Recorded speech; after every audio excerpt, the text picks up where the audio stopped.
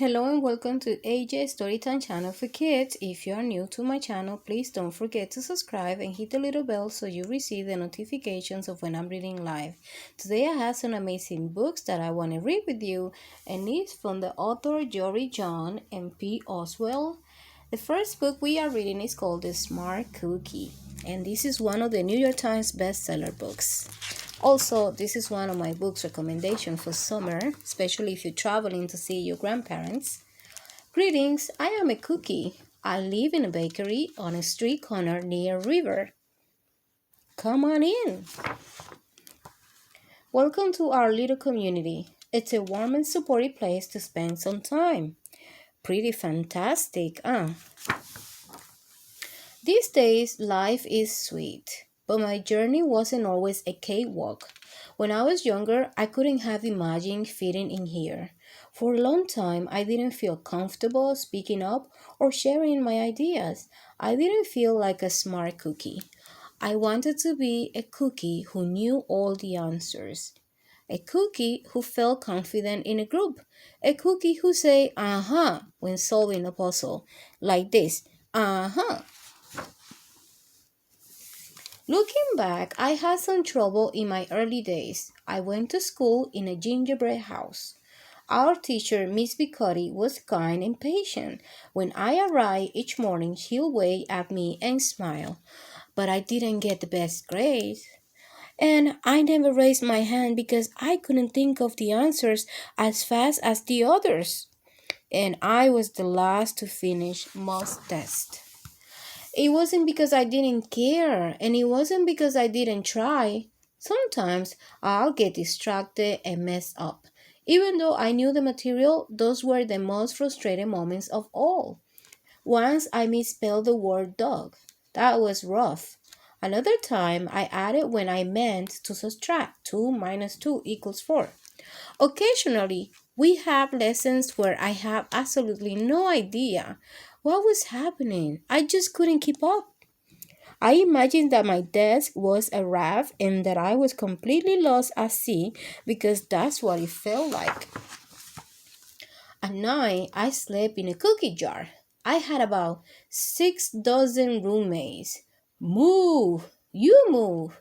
No, you move! No, you move! No, you move! I'll stay awake and stare out of the window and worry. And it went this way, day after day after day. But then something happened that changed everything. It all started with a homework assignment. Miss Biscotti requested our attention one afternoon. Tonight, I would like you to create something completely original, she announced. It can be anything you want. Please bring it to class tomorrow. That was set. There were no further instructions. Miss Biscotti winked at me as I gathered my belongings. I felt like I had a million butterflies in my stomach. Create anything. Something original. Due tomorrow. When I got home, I immediately went to work. At first, I tried a cooking project. The results were half-baked. Next, I tried to hammer and nail something. It splintered immediately. Then I tried making a sculpture. It was a complete bust. I wondered if I was about to fail yet another assignment. I was stuck. I stared out of the window and watched the rain hit the river. There was something mesmerizing about the water, how it moved in such a chaotic way, swirling around and around, yet ultimately figuring out exactly where it needed to go. Uh-huh. Suddenly, I had an idea.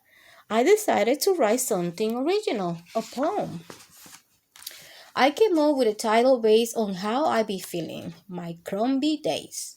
After that, the rest of it seemed to fall into place. I wrote and I wrote. I lost track of time. An hour went by in a flash. I say when I was finished.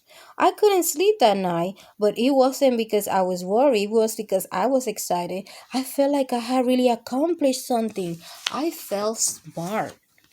The following day, Miss Bicotti asked for volunteers to share what we created. One kid showed off his original frosting art. Another kid revealed her sprinkle distribution machine. It was neat seeing how everyone was good at such different things. Finally, Miss Biscotti turned to me. Would you like to share something? She asked. Uh, I gulped. I thought I'd probably crumble under the pressure, but I made my way to the front of the classroom.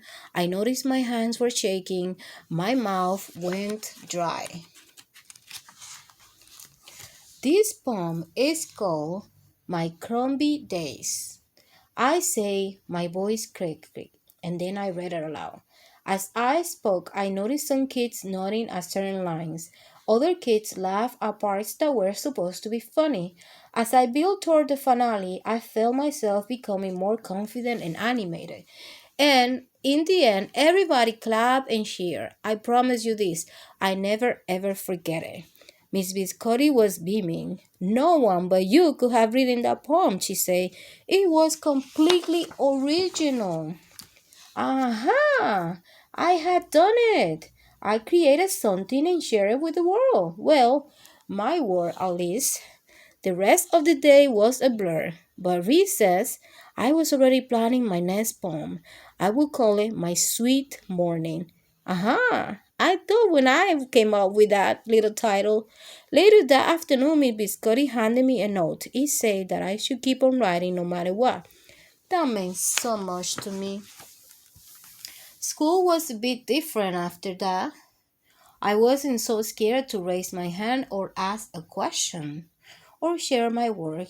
Sure, some things still don't come as easily for me as they do for others. But now I know that you can be smart in many different ways. You don't have to have the answers to every question or suddenly be great at everything all at once. You just need a chance to try all kinds of things to find out who you are and what you like to do. As for me, I learned that I can write and I can think up great ideas, and I have found plenty of other things I'm going and I'm really good at. I no longer feel lost at sea.